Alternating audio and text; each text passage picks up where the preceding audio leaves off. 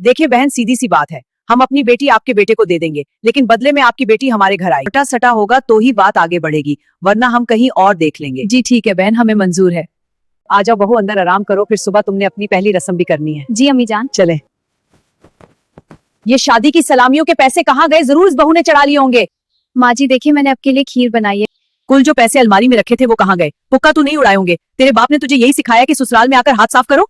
खुदा का वास्ता है अम्मी जी, मुझ पर चोरी का इल्जाम ना लगाए, मैंने कुछ नहीं किया।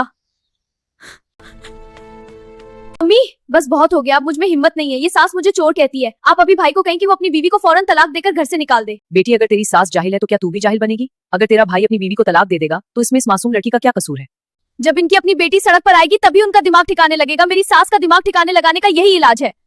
याद रखो, जो किसी का घर उजाड़ने की कोशिश करता है, अल्लाह उसके अपने घर में कभी सुकून नहीं रहने देता।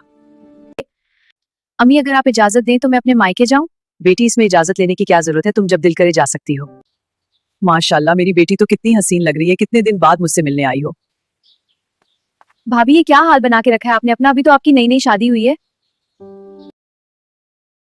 अम्मी भाभी को क्या हुआ? आपने कुछ कहा है? मैं क्या बोलना है इसको? पक्की चोर है ये, तुझे क्या पता? ये चिपके से पैसे निकालती है और फिर मासूम बन जाती है। अम्मी खुदा का खौफ करे, आप बिला वजह इन पर इल्जाम लगा रही हैं। अरे तो क्यों उसकी वकालत कर रही है? मैं जो कर रही हूँ ठीक कर रही हूँ। अम्मी याद रखिए, जैसा सुलूक आप भाभी के साथ करेंगी वैसा ही सुलूक मेरे ससुराल वाले मेरे साथ करें। अगर आप किसी की बेटी को तड़पाएंगी तो आपकी बेटी भी कभी सुकून से नहीं रह पाएगी। मैं आज ही बहू से माफी मांगूंगी। वो किसी की बेटी बाद में है, पहले मेरे घर की इज्जत और मेरे बेटे की शरीके हयात है। बहू मुझे माफ कर दो, मैं वटे सटे के चक्कर में तेरा हक भूल गई थी। आज से तुम मेरी बहू नहीं, मेरी सगी बेटी बनकर रहोगी।